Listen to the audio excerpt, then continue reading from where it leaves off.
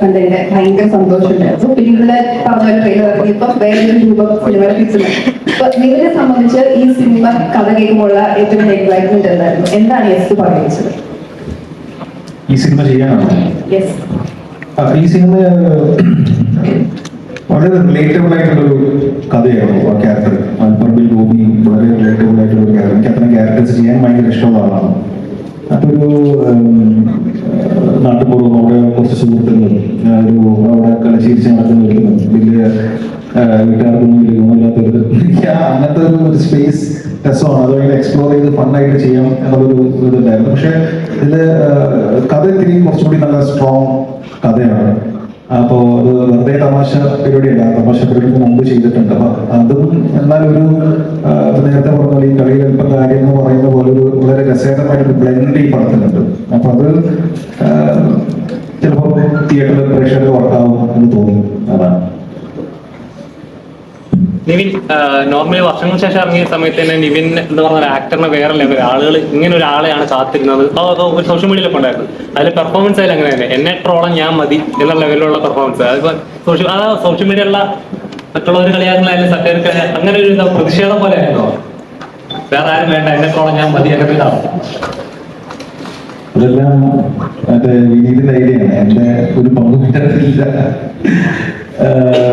അല്ലെ വിനീത് പറഞ്ഞത് അത് നമുക്ക് എന്തെങ്കിലും പ്രശ്നങ്ങളുണ്ടെങ്കിൽ നമ്മൾ ഫേസ് ചെയ്യാന്നുള്ളത്. നമ്മൾ ഒളിച്ചോടിയിട്ട് കാര്യമില്ല. എനിക്ക് തോന്നുന്നു വിനീത് അങ്ങനെ ഒരു ക്യാരക്ടർ ചെയ്താൽ എനിക്ക് തോന്നുന്നു നമ്മുടെ കരിയറിന്റെ ഭാഗത്ത് സഹായിച്ചു എന്ന് തോന്നുന്നു. അപ്പൊ അത് ചെയ്തതാണ്. പക്ഷെ അത് സത്യം പറഞ്ഞ ഇങ്ങനെ ഒരു റിസപ്ഷൻ ഒന്നും ഞാൻ മനസ്സിൽ ചിന്തിച്ചിട്ടില്ല. അതൊരു ഗസ്റ്റ് അപ്പിയറൻസ് വന്നു പോകുന്നു എന്നുള്ളത് മാത്രമായിരുന്നു. പക്ഷെ പ്രേക്ഷകർക്ക് അത് ഇഷ്ടപ്പെട്ടു എന്ന് പറഞ്ഞു. ഒരുപാട് മെസ്സേജും സാധനങ്ങളെല്ലാം വന്നു. അപ്പോൾ പ്രേക്ഷകർക്ക് നന്ദി. എനിക്ക് അതിന്റെ പ്രൊമോഷൻ പരിപാടിക്കൊന്നും പങ്കെടുക്കാൻ പറ്റിയില്ല. ഞാൻ കൊൽക്കട്ടയിലായിരുന്നു. ഇങ്ങനെ പല പ്രാവശ്യം വിളിച്ചിരുന്നു, എത്താൻ പറ്റിയില്ല. ഞാനിപ്പോ റീസെന്റ് വന്നത്. പക്ഷെ ആ സിനിമ സ്വീകരിച്ച പോലെ തന്നെ ഈ സിനിമയും പ്രേക്ഷകർ സ്വീകരിക്കുന്നു വിശ്വസിക്കുന്നു.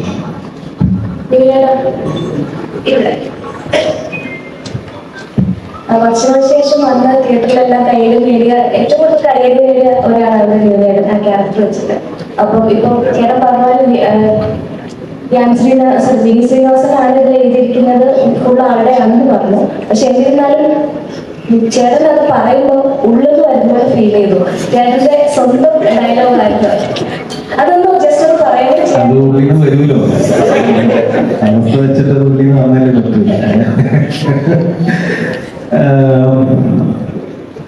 അല്ല, അത് ഞാൻ കഥ ആദ്യമായിട്ട് കഥ കേട്ടപ്പം എനിക്ക് ഇച്ചിരി പേടിയുണ്ടായിരുന്നു. അങ്ങനെ ഡയലോഗ് പറയാനൊക്കെ പേടിയുണ്ടായിരുന്നു. ഞാൻ ഇതിനോട് പറയുകയും ചെയ്തു, ഇങ്ങനെ അഡ്രസ് ചെയ്താൽ അത് പ്രേക്ഷകരെ എങ്ങനെ എടുക്കുന്നത് എനിക്ക് മനസ്സിലാവുന്നില്ല.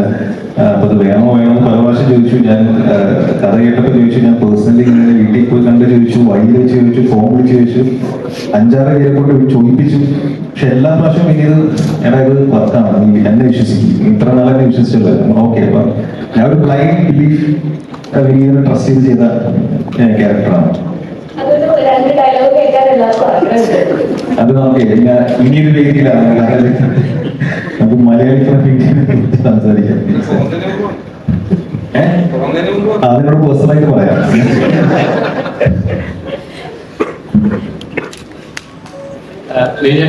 ഇപ്പം ഇവിടെ ഡയറക്ടറല്ല, ഇപ്പൊ ക്യൂൻ എന്ന സിനിമയായിരിക്കും, ജനങ്ങളെന്ന സിനിമയായിരിക്കും, സൊസൈറ്റിയിൽ ഉണ്ടാക്കിയ ഒരു ഇമ്പാക്ട് ഉണ്ട്, അല്ലെങ്കിൽ പ്രേക്ഷകർ ഉണ്ടാക്കിയ ഒരു ഇമ്പാക്ട് ഉണ്ട്. അപ്പം അങ്ങനെ ഒരു ഡയറക്ടർ വന്ന് സമീപിച്ചപ്പോൾ എന്തായാലും എന്റെ കരിയറിൽ ഒരു മാറ്റം ഉണ്ടാകുന്ന കഥയായിരിക്കും എന്നൊരു എക്സ്പെക്ടേഷൻ ഉണ്ടാവുമല്ലോ ഓട്ടോമാറ്റിക്കലി. അപ്പൊ ഇങ്ങനെ ഒരു കഥ ചെയ്യുന്ന സമയത്ത് അല്ലെങ്കിൽ കരിയറിൽ എന്റെ ബ്രേക്ക് ത്രൂ തരുന്ന കഥാപാത്രമായിരിക്കും ഇത്. അല്ല, ഭയങ്കര എക്സ്പെക്ടേഷനോ അല്ലെങ്കിൽ അങ്ങനെ ലൈഫ് ചേഞ്ചിങ് ക്യാരക്ടറോ അങ്ങനെ ഫീൽ ചെയ്തിട്ടല്ല. ഈ സിനിമ നല്ലതാണ്. ഷാരിസിന്റെ എഴുത്ത് എനിക്ക് ഇഷ്ടമാണ്. ദിഗയുടെ മുമ്പത്തെ 2 സിനിമകൾ എനിക്ക് ഇഷ്ടമാണ്.